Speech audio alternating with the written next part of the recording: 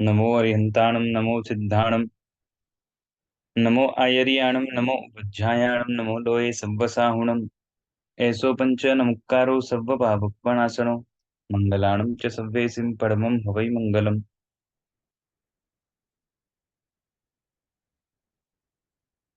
યોગની છઠ્ઠી દ્રષ્ટિનું વર્ણન ચાલે છે અને એ છઠ્ઠી દ્રષ્ટિના વર્ણનની અંદર જે લાગતા મુખ્ય ગુણો છે તો એ ગુણો એમાં સૌથી પહેલા તો સમ્યક દર્શન કમ્પલસરી છે, જે પાંચમી દ્રષ્ટિમાં આવી ગયું એટલે પોતાની સંવેદન શક્તિ પૂરેપૂરી ખીલેલી હોવી જોઈએ। આગળ વધીને શુભ ભાવોમાં ક્યાંય પણ પ્રમાદ એમને હોતો નથી, અશુભ ભાવ થઈ જાય એવું તેમને હોતું નથી। ગીતાર્થતા અને માર્ગાનુસારી બુદ્ધિ કહી શકાય કે પરાકાષ્ઠાની એમને પ્રાપ્ત થઈ છે અને માટે હંમેશા સ્વ પરનું કલ્યાણ થાય એ રીતે જ એમનું જીવન હોય છે।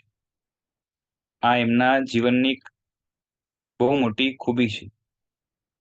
જે કોઈ પણ અનુષ્ઠાન એ કરશે એ અનુષ્ઠાનની અંદર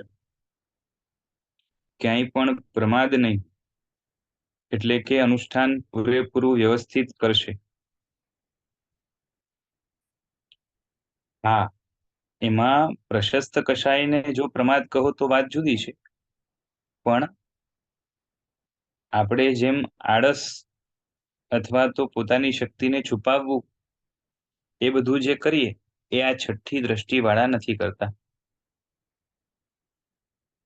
હવે એમને હંમેશા અધ્યવસાયો શુભ છે, શુદ્ધિનું લક્ષ્ય છે, બની શકે એટલી વધારે શુદ્ધિ કરે છે અને મેઇન તો છે પોતે શુભનો ભંડાર, ઔચિત્યનો ભંડાર, એટલે જે કરવાથી વધારે હિત થાય એ રીતે જ એમની પ્રવૃત્તિ રહેશે।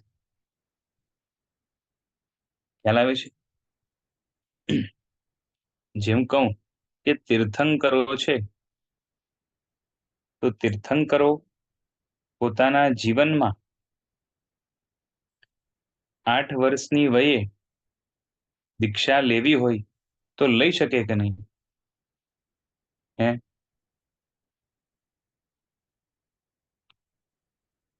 તીર્થંકરો પોતે 8 વર્ષની ઉંમરે દીક્ષા લઈ શકે કે નહીં? લઈ શકે। લઈ શકે ને। કોઈ તીર્થંકરને એવું હોય કે ભોગાવલી કર્મ નિકાચિત, હવે જેમને નિકાચિત નથી એ તીર્થંકરો તો લઈ શકે ને। ખ્યાલ આવે છે? હવે એ તીર્થંકરો દીક્ષા લે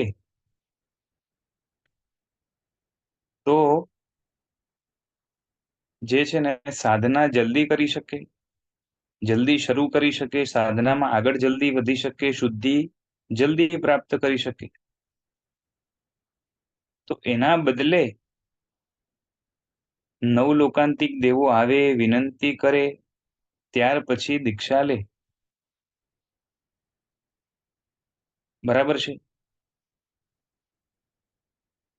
આપણી દશા શું છે કે દીક્ષાનું મહાત્મ્ય આપણે સાંભળીએ, વૈરાગ્ય થાય, માતા પિતા પરિવારની રજા લઈ અને અવસર મળે એમ જ દીક્ષા લઈ લે। હવે અહીંયા તીર્થંકરોના જીવનની અંદર તમે જુઓ, અને ખાલી તીર્થંકરો નહીં, કોઈ પણ છઠ્ઠી દ્રષ્ટિ વાળા હશે તો એને શું કહેવાય કે દીક્ષાની તાલાવેલી કે ઘાઈ નથી, ઔચિત્ય સભર એવું મન છે, ગીતાર્થતા એટલી ઊંડી છે, અને મેઇન શું છે તો કે જીવન એમનું સ્વ ઉપકાર પ્રધાન કરતા પરોપકાર પ્રધાન છે, કેમ કે શુભ ભાવોનો ભંડાર છે. સ્વ ઉપકાર નથી એવું નથી, એને ઇમ્પોર્ટન્સ પણ નથી આપતા એવું પણ નથી, પણ વધારેમાં વધારે જીવો વહેલી તકે મોક્ષે જાય એ માટેની વ્યવસ્થા કઈ રીતે થઈ શકે, એવું આખું જે છે ને બંદોબસ્ત એમના મનની અંદર ફિટ હોય છે. ખ્યાલ આવ્યો? દાખલા તરીકે ઋષભદેવ ભગવાન, એમણે શું કહેવાય કે નાના હતા, મોટા થયા, પછી ઉછેર થયો, રાજા બન્યા, 83 લાખ પૂર્વ સુધી ઓલમોસ્ટ રાજ્યનું સંચાલન કર્યું. હવે આ બધું જે કર્યું એમાં કેટલા બધા જીવોનો સંપર્ક થયો, કેટલા લોકોએ જાણ્યું હોય કે આ રાજા છે અને એમનું રાજ્ય સંચાલન કેવું સરસ છે, કેવા તેજસ્વી છે, કેવા પ્રતિભાશાળી છે, અને પાછે કેવું છે કે રાજાના સંપર્કમાં કે રાજાની નજરમાં આવે એવું બધું જ જે છે ને લોકોની સાથે વ્યવહાર છે. એટલે શું થયું કે આટલા વર્ષો સુધી કેટલાય લોકો એમના સંપર્કમાં આવ્યા, એમની સાથે લાગણીથી બંધાણા, રિસ્પેક્ટ એટલી બધી એમણે પ્રાપ્ત કરી છે. અને હવે શું થાય તો કે દીક્ષા લે એના પછી એની દીક્ષામાં પણ એટલા લોકો આવે, ઉપદેશ આપે તો એ ઉપદેશને પણ ઇઝીલી ઝીલી શકે. કારણ કે એવું છે, જ્યાં લાગણી હોય ને એનો ઉપદેશ ઝીલવામાં વાંધો થોડોક ઓછો આવે.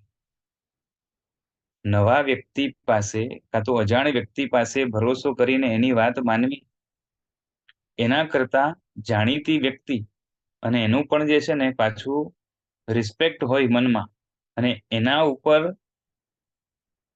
જે છે ને વિશ્વાસ સંપાદન કરવો, એ થોડોક લોકો કેવા હોય છે કે રાગ દ્વેષ વાળા છે, અને માટે એ જાણીતા હોય તો એની પાસેથી પ્રતિબોધ પામવો સહેલો બને છે. સમજાય છે? સમજો કે ઋષભદેવ ભગવાન નાનપણની અંદર દીક્ષા લઈ લીધી, તો લોકનો એટલો બધો સંપર્ક નહોતો સીધો. ખ્યાલ આવે છે? અને લોકમાં પણ જે છે ને કેવું છે કે જેમ રાજા હોય ને તો એ ઘણા દેશ દેશાંતરમાં ફરી શકે, લોકો પણ આવીને એને મળીને જાય, અને પાછી કોઈને ધર્મમાં ઇન્ટરેસ્ટ હોય કે ન હોય, ભોગમાં ઇન્ટરેસ્ટ છે, કોઈ વસ્તુમાં ઇન્ટરેસ્ટ છે, એ બધાને પણ જે છે ને રાજાનું કામ તો પડે.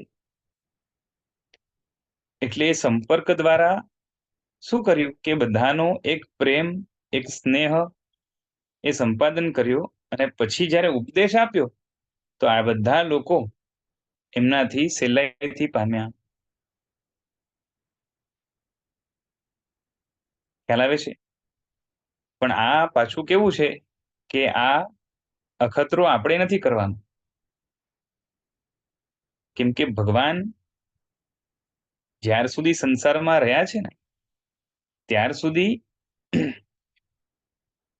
એમણે લોકોનો સ્નેહ સંપાદન કર્યું, અને આગળ જઈને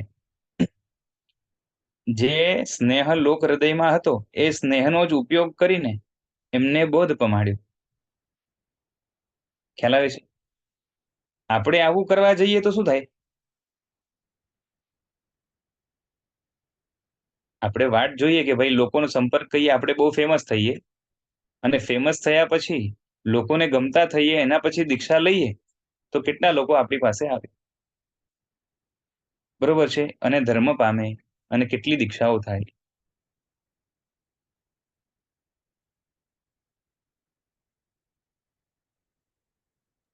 આપણા બી એવા પરિણામ નથી હોતા, અને હા, હા, કે આમ આપણામાં શું છે તો કે ખતરો ઉભો છે કે ફેમસ થવા જશું ને એમાં આપણે પોતે જ તણાઈ જશું. ખ્યાલ આવે છે? કેમ કે આપણા ભાવો કેવા છે? અશુભ ભાવ થતા વાર નથી લાગતી, અશુભ ભાવનું પોષણ થતા વાર નથી લાગતી. નિમિત્ત મળ્યા કે લોક પ્રવાહમાં તણાઈ જઈએ, નિમિત્ત મળ્યા કે જે છે ને માનમાં વાવામાં તણાઈ જઈએ. બરોબર છે? અને અશુભ ભાવોના ભંડાર છે, અને શુભ ભાવ કરવા હોય તો આપણા માટે કપરા છે. અને એ પણ શુભ ભાવ પણ કેવા હોય? મિલાવટ વાળા હોય, ગોટાળા વાળા હોય, ભ્રમ વાળા હોય. એટલે આ કોણ કરી શકે? તો કે આવા જે હોય ને છઠ્ઠી દ્રષ્ટિ વાળા એ કરી શકે.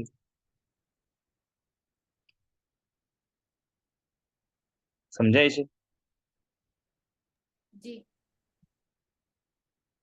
પોતાની દીક્ષા જે છે ને થોડીક લંબાઈ, જો તીર્થંકરો પૂર્વના ત્રીજા ભવની અંદર જો શપક શ્રેણી માંડી દીધી તો પોતે તો મોક્ષે ચાલ્યા જાત ને. સમજાય છે? પરંતુ એમણે 2 ભવનો વિલંબ કર્યો. જાણી જોઈને કર્યો એવું હું નથી કહેતો ત્યાં, બરોબર છે, પણ એમને 2 ભવનો વિલંબ થયો. સારી એવી સાધના પૂર્વના ત્રીજા ભવની અંદર લગભગ તીર્થંકરોની હોય છે. બરોબર છે? કેમ કે સારામાં સારું સમ્યક તો એમને ત્યારે પ્રાપ્ત થયેલું છે, અને આગળની સાધના કરવા માટેનો અવકાશ મોટા ભાગના તીર્થંકરોને હોય છે. કોઈ કોઈને ન હોય, છેલ્લે પામ્યા હોય વગેરે પણ બની શકે.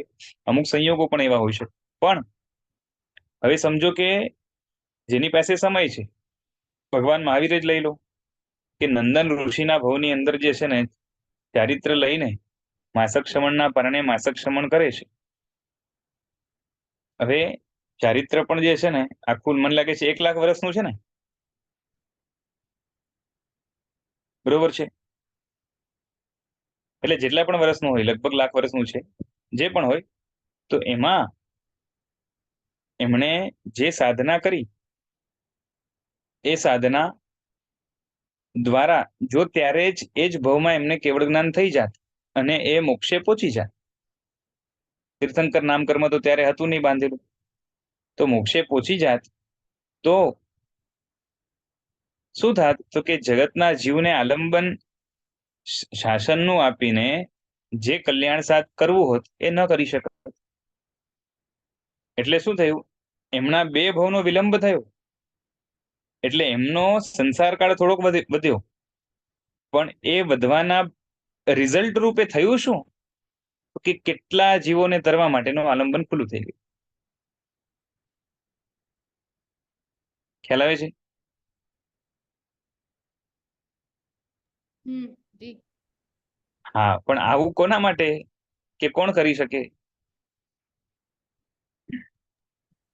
છઠ્ઠી દ્રષ્ટિ વાળા.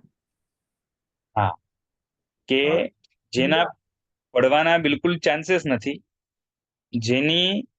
જેનામાં પતનના ચાન્સીસ નથી, અને પાછે પરોપકાર સારામાં સારો કરી શકે એવી યોગ્યતા છે, શુભ ભાવ જે છે ને ભરપૂર છે, અશુભ ભાવનો નામો નિશાન નથી, આવા જીવો કરી શકે.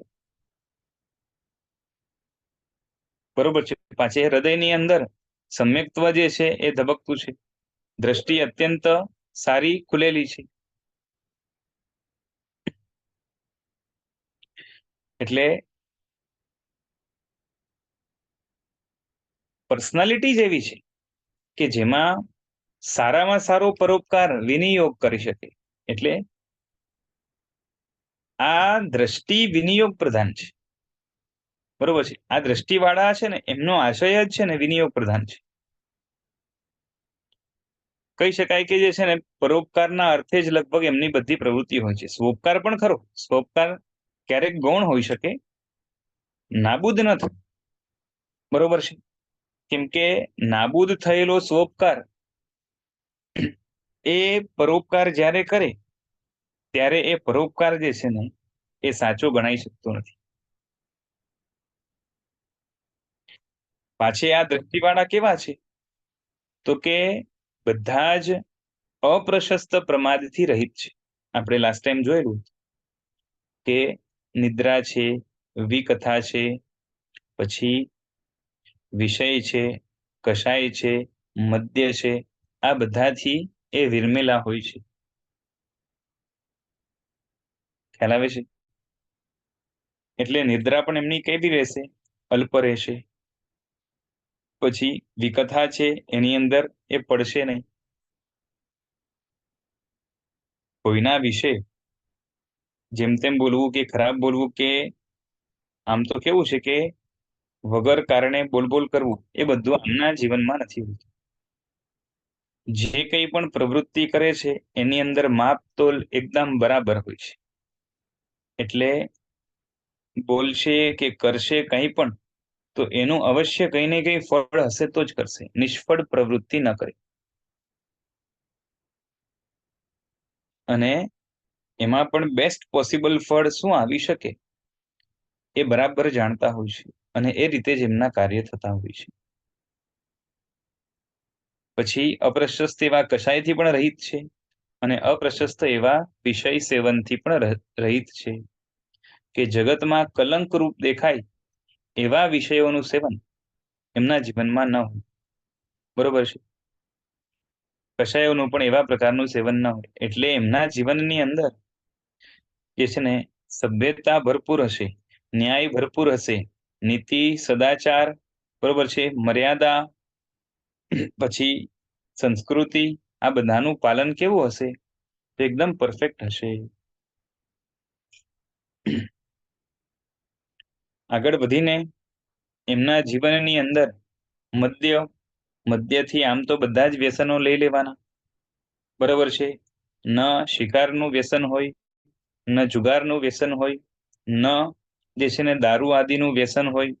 આવું કંઈ હોતું નથી. ખ્યાલ આવે છે? અને આ બધા જ પ્રમાદથી પોતે કેવા છે? કે રહિત છે, એના વગરના છે. અને એનું પણ કારણ મુખ્ય એ છે કે અપ્રશસ્ત જેટલા પ્રમાદ છે એ શુભ ભાવમાંથી નિર્માણ પામે છે, અને અધિક શુભ ભાવ અશુભ ભાવમાંથી નિર્માણ પામે છે, અને વધારે અશુભ ભાવ માટે નિમિત્ત છે. અને માટે એ એક પણ આ લોકો સેવતા નથી. બરોબર છે? હવે કેવું છે કે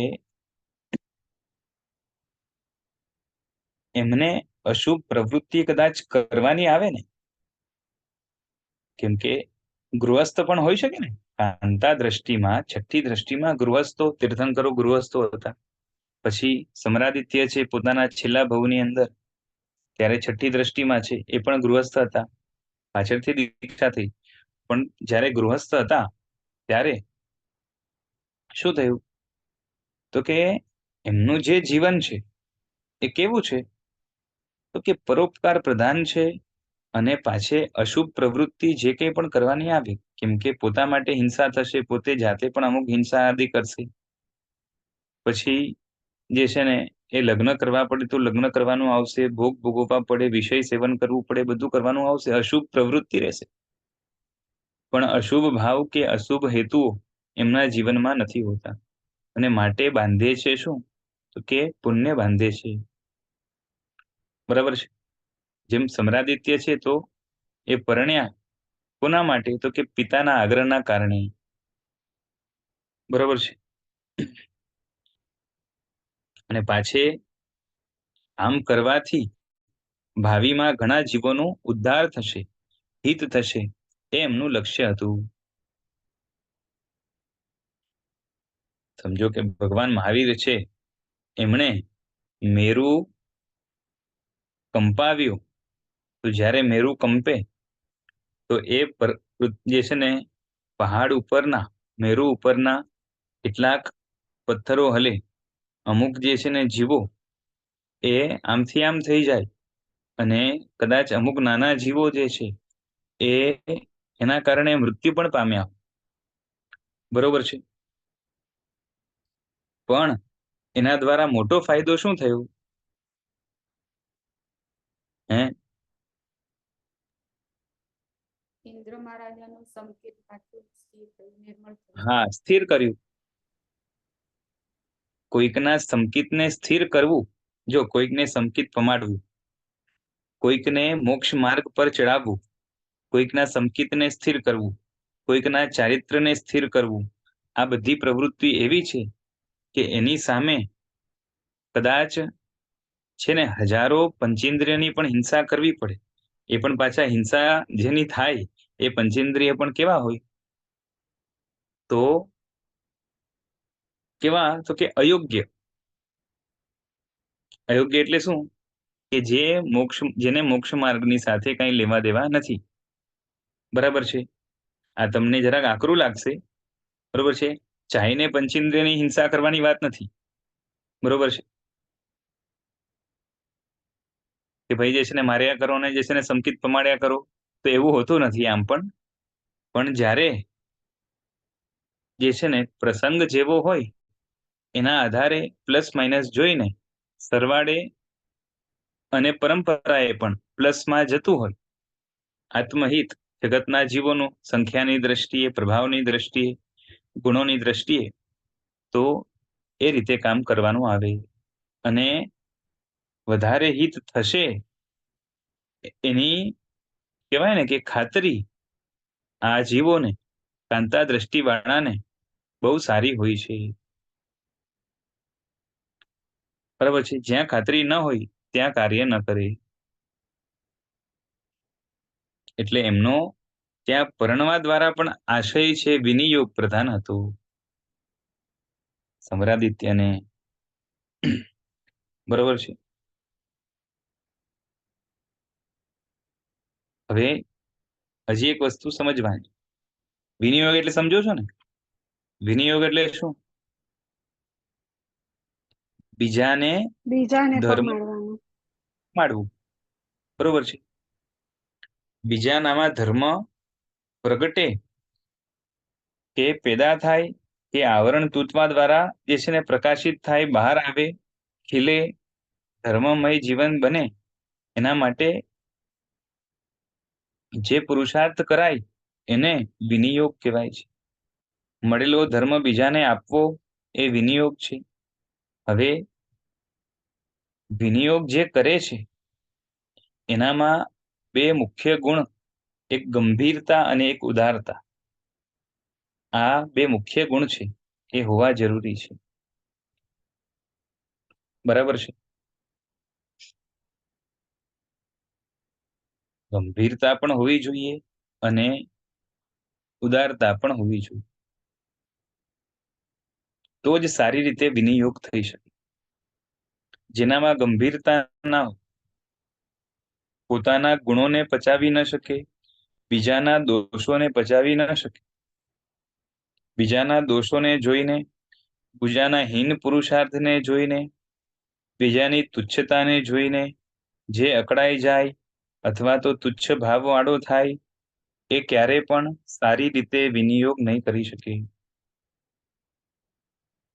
અને સાથે સાથે ઘણી વાર તો ગડબડ કરી નાખે, એનું નુકસાન પણ થાય. અને સાથે ચિત્ત ઉદાર જોઈએ, એટલે હૃદય મોટું જોઈએ, કે જે લાયક બધાને સારી રીતે પોતાના હૃદયમાં સ્થાન આપે, સમાવી દે. અને કેવું કે પોતે એટલો ભોગ આપવા તૈયાર, બરોબર છે? કેમ કે ઉદાર બનવાનું આવે તો પોતાનું ઘણું બધું ગૌણ કરવાનું પણ આવશે. બરાબર કે નહીં? જે જેટલો વધારે ઉદાર, એને પોતાનું ઘણું બધું કોમ્પ્રોમાઇઝ કરવાનું, અને માટે પોતે ઘણીવાર સમય આપવો પડે, શક્તિ આપવી પડે, પછી સંપત્તિ આપવી પડે, પછી લાગવગ લગાડવી હોય તો લાગવગ લગાડવી પડે. આ બધું જ કરવાનું આવે અને એમાં ઘણું ઘસાવાનું આવે. બરાબર છે? ભૌતિક દ્રષ્ટિએ ઘસાવાનું ઘણું આવે. એટલે ઉદાર ન હોય તો ઘસાઈ ન શકે. તો આ બધા પણ કેવા છે? તો કે જગતના બધા જ જીવોને હૃદયમાં સ્થાન આપી શકે, જેટલું ઘસાવવું હોય એટલું ઘસાવા તૈયાર થાય. અને એમાં પણ જે છે ને, મેઇન તો પ્લસ પોઈન્ટ ક્યાં છે કે આ જીવોને જે ભૌતિક દુઃખો છે એના ઉપર દ્વેષ નથી અને ભૌતિક સુખો ઉપર રાગ નથી. એટલે એમના માટે ઉદારતા કેળવવી એ બહુ ઈઝી થઈ જાય, એટલે આરામથી થઈ જાય. કેમ કે ઉદાર બનવામાં જે ઘસાવાનું કે જે છોડવાનું છે, તો એનામાં જે છે ને, જે છોડવાનું કે ઘસાવાનું છે એના ઉપર એને રાગ નથી, અને ઘસાવા દ્વારા જે દુઃખ આવે એના ઉપર દ્વેષ નથી. એમને તો સમજાય? કેળવવાની પણ જરૂરત નહીં પડતી, હા ઓટોમેટિક થઈ જતું હશે ને હા, આ? એટલે કેળવવા બરોબર છે, ઓટોમેટિક. હા, એટલે એની દ્રષ્ટિ જ એવી છે, દ્રષ્ટિના કારણે જ એ પોતે ઉદાર જ છે. ખ્યાલ આવે છે? પછી ઉદારતા જ્યારે એને અપ્લાય કરવાની તો આરામથી થઈ જાય. બરોબર છે, કાર્ય આવે ત્યારે એને અપ્લાય કરવાની આવે. હૃદયમાં તો ઉદારતા છે જ, બરોબર છે, એ રીતે ગંભીરતા છે. તો હવે કોઈના દોષો ઉપર દ્વેષ છે નહીં, બરાબર કે નહીં? અને પોતાના ગુણોની નો જે છે ને અભિમાન એ પણ નથી. એટલે માટે પોતાના ગુણોથી ફૂલાઈને માનભર જે છે ને ફર્યા કરે અને બીજાના દોષોને જોઈને અકળાઈ જાય એવા નથી. અને માટે એમના માટે વિનિયોગ કરવો એ બહુ ઈઝી છે, સહજ છે. કેમ કે સામેવાળાના દોષોને જોઈને અકળાઈ જાય તો એનો ઉદ્ધાર ન કરી શકે, બરોબર છે. એના દોષોને ગંભીરતાથી પચાવી જાણે અને એના પ્રત્યે પણ ઉદારતા ભર્યું વર્તન કરે, તો જ ધીમે ધીમે એના દોષોમાંથી એને બહારે કાઢી શકે અને ગુણો એનામાં પ્રગટ કરવા માટે પોતે મદદરૂપ બની શકે. અને હવે આપણે કોક ઉપર વિનિયોગ કરવાનો હોય કે કોઈનામાં ધર્મ સંપાદન કરવાનું હોય, આપણા માટે ઘણું ડિફિકલ્ટ છે. પણ એના બદલે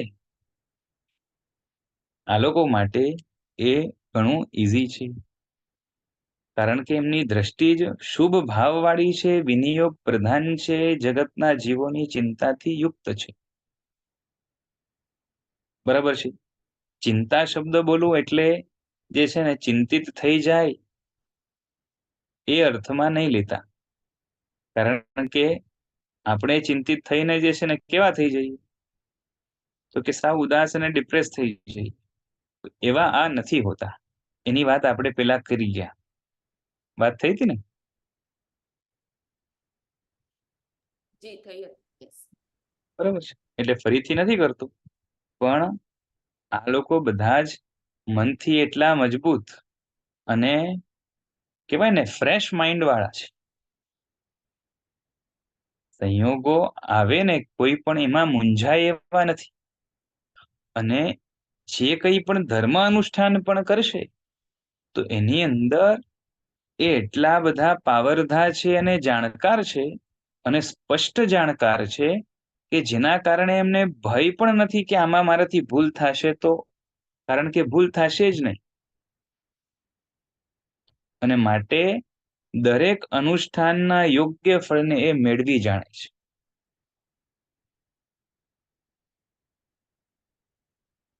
ખ્યાલ આવે છે?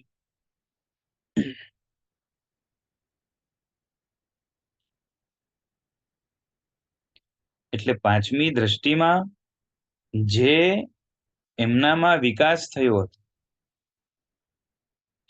એ વિકાસ હવે ઘણો આગળ વધ્યો છે, કારણ કે ખાલી આચારથી એ ત્યાજ્યનો ત્યાગ કરી દે અને જે આચરણ કરવા યોગ્ય હોય એનું આચરણ કરી દે, એટલું જ નહીં પરંતુ પોતાના ભાવોની દુનિયામાં પણ અપ્રશસ્ત કષાયો ઉપર વિજય મેળવીને પ્રશસ્ત કષાયોની આત્મા ઉપર સ્થાપના એ રીતે કરી છે કે એ પ્રશસ્ત કશાય એમનો સ્વભાવ બની ગયો છે.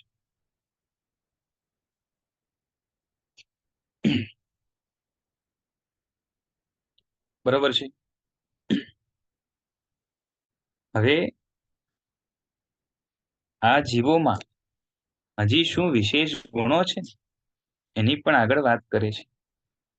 એક તો આ કે એમનામાં જે બોધ રહેલો છે, સૂક્ષ્મ બોધ તો પાંચમી દ્રષ્ટિમાં આવી ગયો, પણ વિસ્તૃત શાસ્ત્ર બોધ કે જેના કારણે એ નયોના ભાંગાઓ, પછી એનું એપ્લિકેશન, આ બધું જ બરાબર જાણે.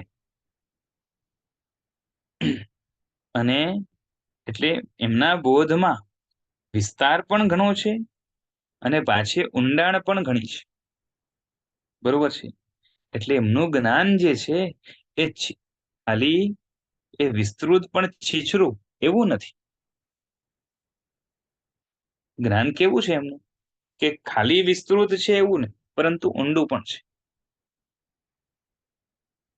ખ્યાલ આવે છે?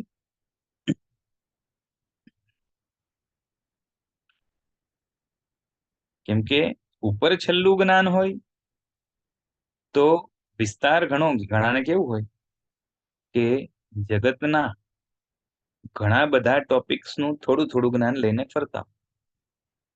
બરોબર છે. એટલે શું થાય કે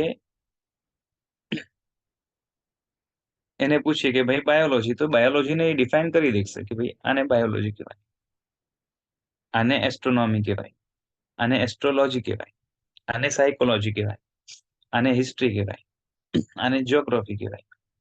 બરોબર છે. આને ગ્રામર કહેવાય. આવું જે છે ને એ જાણતા હો. પણ હવે ડિટેલમાં જાઓ કે ભાઈ બાયોલોજીની અંદર કેટલા બ્રાન્ચેસ છે, તો બ્રાન્ચેસના નામ પણ બોલી જાય. હવે એની અંદર જે કંઈ પણ સબ ટોપિક્સ હોય એના વિશે એને ખબર ન. ખ્યાલ આવે છે?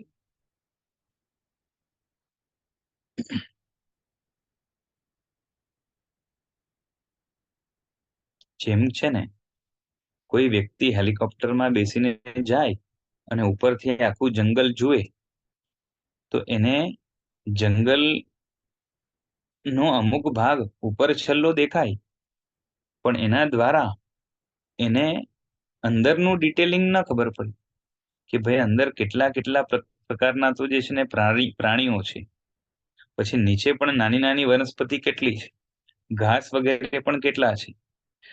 બરોબર છે. અંદર રહેતા બીજા લોકો પણ જે છે ને કેટલા છે, ક્યાં ક્યાં અંદર વસ્તી વસેલી છે, ઝાડ ઉપર કેટલા કેટલા જીવો રહે છે, આ બધું ખબર ના પડે. એના માટે શું કરવું પડે તો કે જંગલમાંથી પસાર થવું પડે.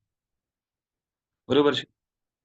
એટલે વિસ્તાર ઘણો ઉપરથી દેખાઈ શકે પણ અંદરનું ના ખબર.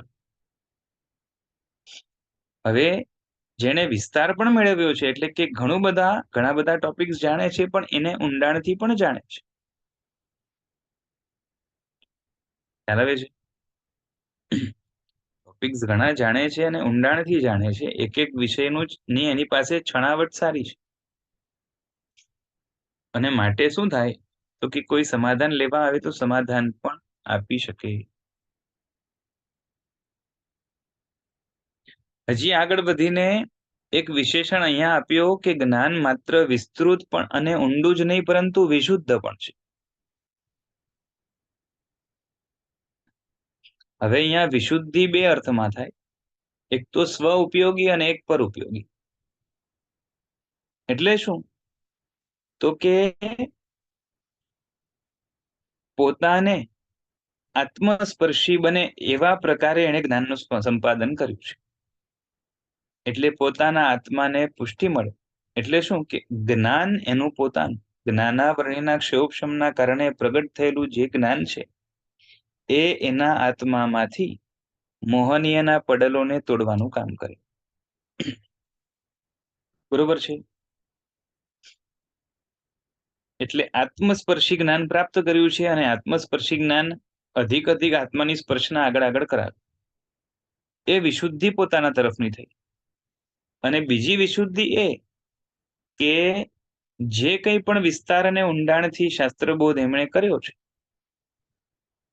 એ બોધને સામેવાળાની વિશુદ્ધિમાં પરફેક્ટ કામે લગાડ. એટલે જે સમયે જે અનુષ્ઠાન, જે આચાર, જે વ્યવહાર કરાવવાનો હોય પેલા પાસે, કાં તો એની સાથે એવો કરે કે જેના કારણે એના જીવનની અંદર હિત થવાના જે ચાન્સીસ હતા એમાંથી મેક્સિમમ હિત થાય. ખ્યાલ આવે છે? ઇન શોર્ટ, બેસ્ટ પોસિબલ વિનિયોગ કરી આપે.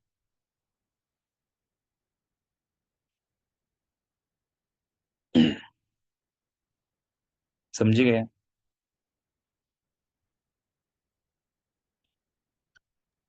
એટલે આ કાંતા દ્રષ્ટિ વાળાનો જે છે ને જ્ઞાન વૈભવ છે.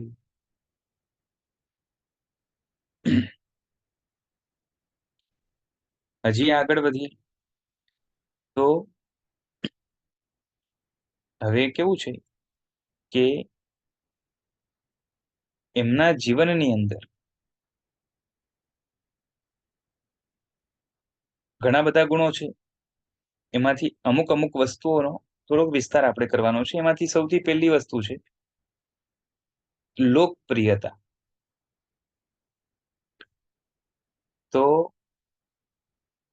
આમ તો કેવું છે કે કાંતા દ્રષ્ટિ વાળાને જે છે ને મગજમાં લાવીએ ને તો એ લોકપ્રિય શા માટે ન બને એ પ્રશ્ન હતો. સમજાય છે? લોકોમાં એ પ્રિય કેમ ન બને?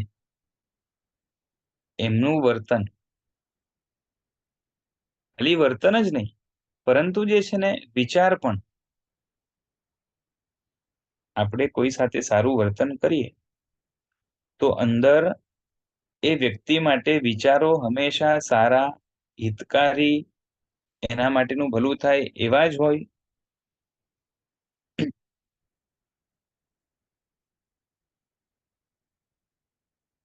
આપણે કોઈનું હિત કરતા હોય, હિતની પ્રવૃત્તિ કરતા હોય તો સામેવાળા ઉપર આપણે હંમેશા જે છે ને વાત્સલ્ય, સ્નેહ, કરુણા, મૈત્રી આ જ ભાવો હોય કે દ્વેષ વગેરે પણ હોય.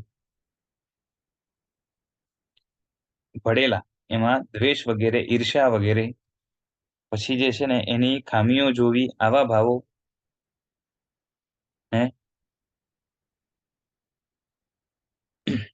બધું હોય. બરોબર ને?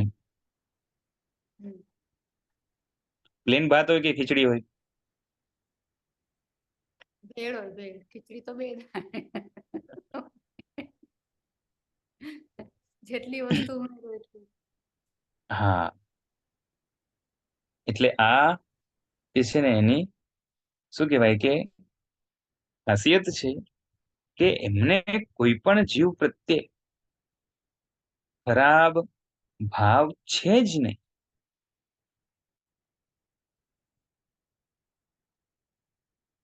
હવે એનાથી શું થશે? જો એક તો આટલો સરસ ભાવ છે ને એમણે કેળવ્યો છે. એવું હોય છે કે જે છે ને પર્સનાલિટીમાં શુભતા એમને નથી આવી જતી. એની પેલાના ભવોમાં એમનો અમુક ટ્રેનિંગનો ફેઝ ગયો છે કે એમણે પોતાને એ રીતે કેળવ્યા છે કે હવે એમનો સ્વભાવ જ આખો શુભ બની ગયો છે. શુભ ભાવ વાળો, શુભ ક્રિયા વાળો બની શકે એટલી વધારે શુભ ક્રિયા. બધી ક્રિયા શુભ ના હોય કેમ કે સંસારમાં છે. બરોબર છે? અને પછી શું કહેવાય કે ચારિત્ર આદિ લે તો બધી ક્રિયા શુભ પણ થઈ શકે. પણ ભાવોની શુભતા માટેની એમણે મહેનત કરી છે. અચાનકથી બધા જ ભાવો શુભ થઈ જાય, અપ્રશસ્ત કશાય ન જ આવે એવું નથી બનતું ને.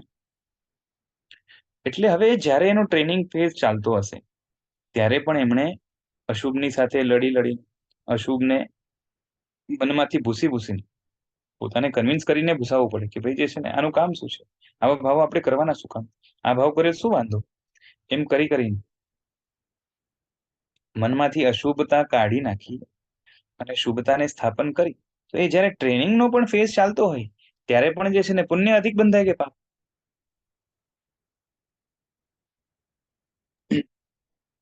સમજાય છે? યા પુણ્ય બાંધશે ને, યા એની જે પ્રેક્ટિસ ચાલુ છે, તો એ બધું પુણ્ય જયારે ઉદયમાં આવે છે, હવે તો એ કેવો થઈ ગયો છે, શુભ જ થઈ ગયો છે આખો. તો આખે આખો શુભ થઈ ગયો છે, અને પેલા આખી શુભતાની જે મહેનત કરી એનો પાછો ઉદય છે. એટલે એના કારણે શું થશે, એના શરીરની બધી જ પ્રકૃતિઓ મોટે ભાગે કેવી રહેવાની? એકદમ મસ્ત.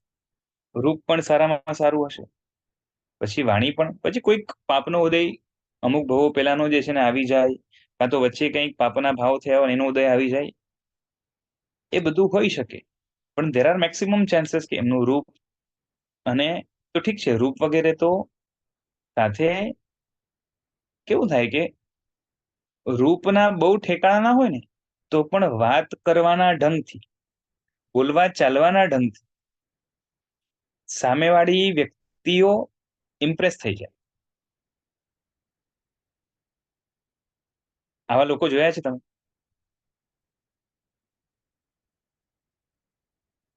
પહેલી નજરે ન ગમે કદાચ, બરોબર છે. આ લોકોની તો ઓરા જ એવી છે પાછી, કે જે છે ને રૂપ વગેરે પણ સારું ના હોય ને તો પણ આકર્ષણ થઈ જાય. પણ આ તો ખાલી કહું છું કે રૂપને ખાલી ધ્યાનમાં રાખીને જોઈએ તો એમ લાગે કે જે છે ને આ કઈ ઠીક છે, હવે એમાં શું છે. પણ એ જયારે બોલવાનું ચાલુ કરે, કાં તો જયારે વર્તન કરે આપણી સાથે ઔચિત્ય સભર, કાં તો એને દૂરથી કોઈ સાથે વર્તન કરતા જોયા હોય, તો એ જોઈને પણ લાગે કે જે છે ને જોરદાર પર્સનાલિટી છે.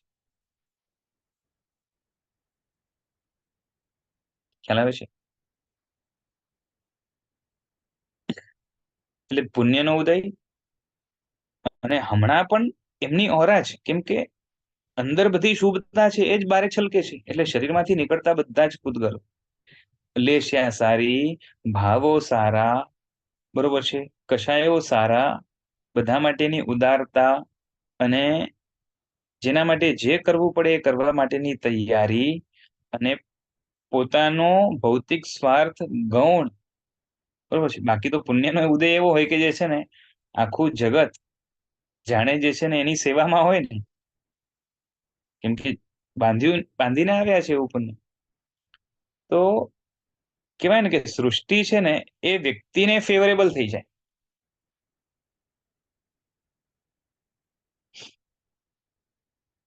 કેવું ગમે ને સાંભળવું? હમ એ ધારે એવું થાય, બરોબર છે. અને પાછી કેવું છે કે આપણે આ શબ્દ સાંભળવા મળે ને કે ભાઈ તું ધારે એવું થશે, તો આપણે ધારીએ કે શું, ન ધારવા જેવું. હા આપણા બરાબર. નિયમ આપણે ધારીએ શું, ન ધારવા જેવું ઘણું ધારી લઈએ, બરોબર છે. ધારીએ એટલે ઈચ્છીએ, એટલે ન ઈચ્છવા જેવું ઘણું ઈચ્છીએ. એના બદલે અહીંયા શું છે, તો કે ઈચ્છવા જેવું જ ઈચ્છે, ધારવા જેવું જ ધારે, સારું જ ધારે. એટલે જ સૃષ્ટિ ફેવરમાં. હા, આવવાને જ થાય અમે, બરોબર છે. આપણે ના થાય. કદાચ કોઈક પુણ્યના ઉદયથી ક્યારેક થઈ જાય, બાકી મેક્સિમમ ચાન્સીસ એ જ રહે કે જે છે ને આપણે સૃષ્ટિ જે છે એ ફેવરમાં ન થાય. અને આમના ચરણોમાં જે છે ને આખી સૃષ્ટિ શું કહેવાય, દાસ બનીને આડોતે, બરોબર છે. જાણે એમ જે છે ને હાથ જોડીને કહેતી હોય કે જે છે ને તમે બોલો શું જોઈએ છે તે તમને આપીએ. અને આપણે જિંદગીભર માથા પછાડીએ ને તો પણ ન મળે. સમજાય છે?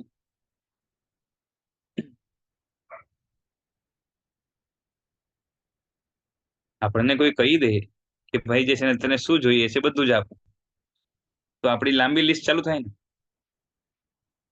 હે કેટલી લાંબી હોય લિસ્ટ?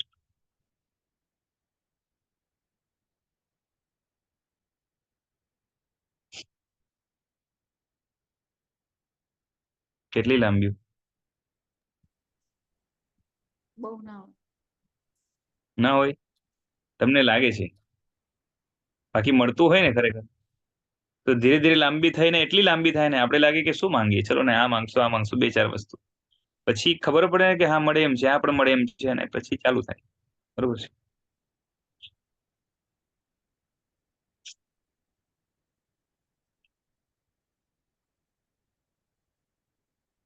હમણાં બધે છે ને વરસાદ પડ્યા છે, હમ. બરોબર છે. લોકોની ઈચ્છા થાય કે ભાઈ છે આટલું બધું ના જોઈએ, અને કમ્પ્લેન ચાલુ થાય કે જે છે ને ડ્રેનેજ બરાબર નથી, એના કારણે પાણી ભરાય છે, અને આટલો બધો વરસાદ પડે છે, ક્યાંય જવાતું નથી, કીચડ છે, રોડના ઠેકાણા નથી, અથવા તો પ્રશાસન બરાબર નથી. આવી તો કેટલી બધી કમ્પ્લેનો છે ને. આ તો ખાલી વરસાદની વાત થઈ. ઓકે, આવી કેટલી કમ્પ્લેનો છે આપણા મનમાં, હમ. આપણા મનમાં છે. કમ્પ્લેન્ટ્સ કેટલી છે. હવે એ કમ્પ્લેન્ટ્સ ની સામે આપણા મનની અંદર દબાયેલી પણ બધી ઈચ્છાઓ પડી છે કે બધી જગ્યાએ ડ્રેનેજ બરોબર જોઈએ, આ રીતે અતિવૃષ્ટિ ના જોઈએ, અમને ગમે એવો જ વરસાદ જોઈએ, અમને ગમે એવી જ ગરમી જોઈએ, અમને ગમે એવી જ ઠંડી જોઈએ, પછી અમને ગમે એવું જ ઘર જોઈએ, અમને ગમે એવા જ સંતાનો જોઈએ. ખાલી સંતાનો જોઈએ એવું નહીં હો, અમને ગમે એવા જ સંતાનો જોઈએ, અમને ગમે એવા જ પાડોશીઓ જોઈએ. બરોબર છે. આમ વરસાદ પડવો જોઈએ, પણ આજે ફંક્શન છે ને એટલે આજે ન પડે તો સારું, બાકી અનાજ માટે તો વરસાદ જોઈએ. હા, એવું બી ટૂંકમાં જે છે ને મને જે અનુકૂળ થાય એવું હોવું જોઈએ. રાઈટ. બરોબર ને? આપણે આખા જગતના બાપ છીએ, આપણે ઈચ્છે એવું જ થવું જોઈએ ને. આખા જગતના બાપ, રાજા, કંટ્રોલર કે ભગવાન, બરોબર છે, શું છીએ? હું તો કહું છું આપણે છે ને આ બધું ઈચ્છવાનો પણ અધિકાર નથી, અને જેને અધિકાર છે એને આવી ઈચ્છા નથી. આખા જગતના બાપ કોણ છે?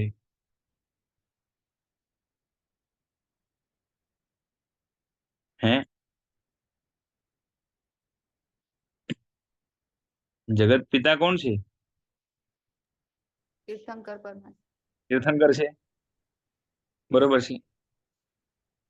અને તીર્થંકરને આવી કોઈ ઈચ્છા નથી, અને આપણે જે છે ને કઈ જ નથી, અને બધાનો બાપ બનવું છે, અને બધું જ કંટ્રોલ આપણા હાથમાં રાખવું છે.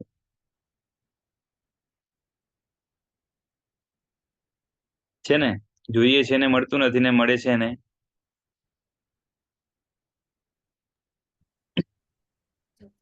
જોઈતું નથી. એના બદલે આપણે આપણા વિચાર ફેરવી નાખીએ કે ભાઈ નથી જોઈતું, તો થઈ જાય ને શાંતિ. જોઈએ છે એવું વિચારે તો શાંતિ થાય, કે નથી જોઈતું વિચારે તો શાંતિ થઈ જાય?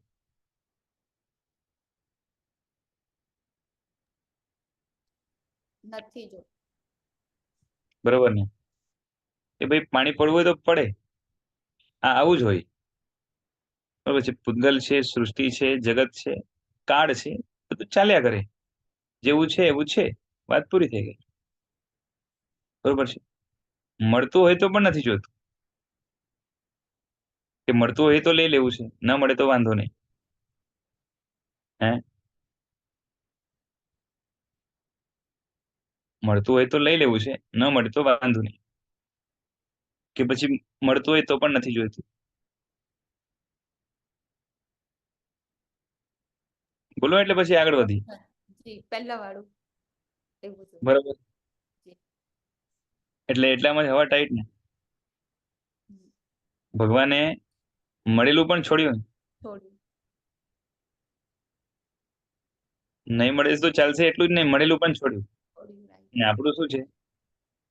મળતું હોય તો લેવું, ન મળે તો વ્યાધિ કરવી નહીં. બરોબર છે. બાકી આપણી મનોદશા પાછી ઉલટી ન છે. મળે તો વ્યાધિ કરવી એ બી નથી હજી કોઈ ચાહે. હા, એ પણ નથી. બરોબર છે. મળતું હોય તો જોઈએ છે એવું નહીં, કેમ પણ કરીને જોઈએ છે. મળતું હોય તો જોઈએ છે એવું નથી. બરાબર છે. કેમ પણ કરીને કોઈ પણ ભોગે જોઈએ છે અને ન મળે તો જોજે જે સામે આવ્યો ને એને હું હડફેટમાં લઈ લઈશ.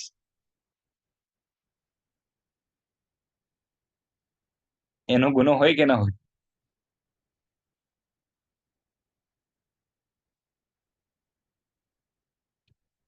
આપણે બધા જ છે ને કાંતા દ્રષ્ટિ વાળા.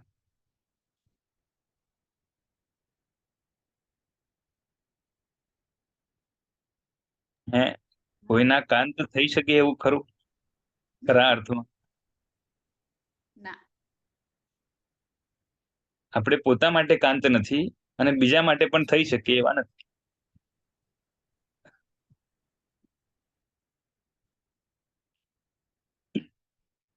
ખ્યાલ આવે છે?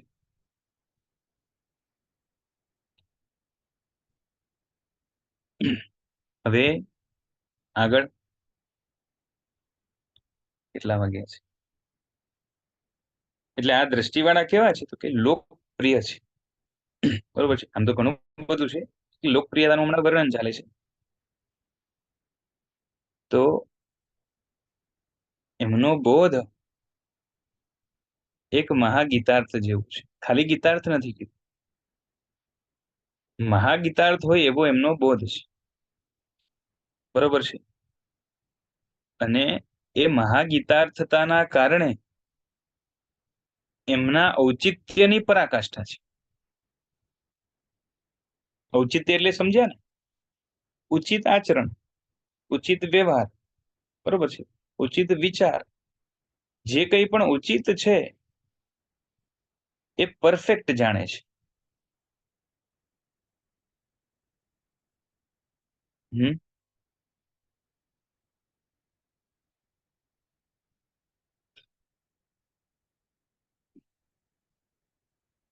એટલે શું થાય કે ઘણીવાર એવું થાય કે ધર્મ જાણતા, ધર્મના વ્યવહાર જાણતા, ધર્મના વ્યક્તિઓ જે હોય કે ધર્મના ક્ષેત્રો હોય ત્યાં શું કરવું એને એટલું કમથી કમ ભણીને રેડી થયો. જેમ કે ગુરુ ભગવંત આવે તો શું બોલવું, શું બોરાવવું, કઈ રીતે બોરાવવું, કઈ વસ્તુ ચાલે ન ચાલે વગેરે. બરોબર છે. પછી જ્યારે વ્યાખ્યાન સાંભળવા માટે જઈએ કે વંદન કરવા માટે જઈએ તો કઈ વિધિ છે, શું ક્રિયા છે અને શું ચાલે ન ચાલે આ બધું કદાચ ખબર હોય. દેરાસરની અંદર જઈએ તો વિધિ નિષેધ ક્રિયા વગેરે જે છે બધું જાણતો. તો આ તો છે ને લોકોત્તર ઔચિત્ય છે. લોકોત્તર જે પરમાત્માનું શાસન એમાં ઔચિત્ય. હવે લૌકિક ઔચિત્ય છે એમાં તો શું આવશે કે કેટલા અલગ અલગ ધર્મના લોકો સાથે પણ ડીલ કરવાનું આવશે. તો ત્યાં ઔચિત્ય શું આવશે? અન્ય ધર્મના સંન્યાસીઓ છે એના પ્રત્યેનું ઔચિત્ય, અન્ય ધર્મના જે લોકો છે એના પ્રત્યેનું ઔચિત્ય, એની સાથે કદાચ શું કહેવાય કે ધર્મ માટેની ચર્ચા થાય અથવા તો એ કંઈક આપણને એના ધર્મ સંબંધી કહેવા આવે કે ઇન્વિટેશન આપવા આવે ત્યારે શું ઔચિત્ય. પછી લોકમાં જે રાજકીય વ્યવસ્થા હોય અથવા તો લોકમાં ક્યારેક મોટી આપત્તિ કે આવી તો ત્યારે શું ઔચિત્ય, કેટલી મર્યાદા, શું બોલવું ન બોલવું, ક્યારે શું કરવું, આ બધું જ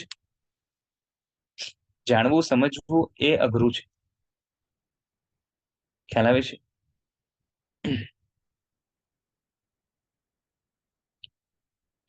કેવું છે, સ્વનું ઔચિત્ય જાણવું છે ને એ થોડુંક ઈઝી હોય, પણ પરનું ઔચિત્ય, કેમ કે પરમાં ઘણું બધું આવશે, કેટલા લોકો આવશે, કેટલી લોકોની વેરાયટી આવશે, અને માટે એનો વિષય શું કહેવાય કે એકદમ વિસ્તારથી બોધ કરવો, ઊંડાણથી બોધ કરવો અને બધા જ વેરાયટી ઓફ લોકો એને શું કહેવાય કે કોઈ નુકસાન ન થાય જગતમાં ધર્મને કે ધર્મની વ્યવસ્થાને, અને કદાચ થવાનું જ હોય તો એમાં મિનિમમ કઈ રીતે કરી શકાય, અને કદાચ એના કારણે પ્રભાવ ના થવાની હોય કે ધર્મનો વિસ્તાર થવાનો હોય તો એમાં મેક્સિમમ વધારેમાં વધારે કઈ રીતે કરી શકાય, એ બધું આ મહાગીતાર્થો જાણતા હોય છે, ખ્યાલ આવે છે.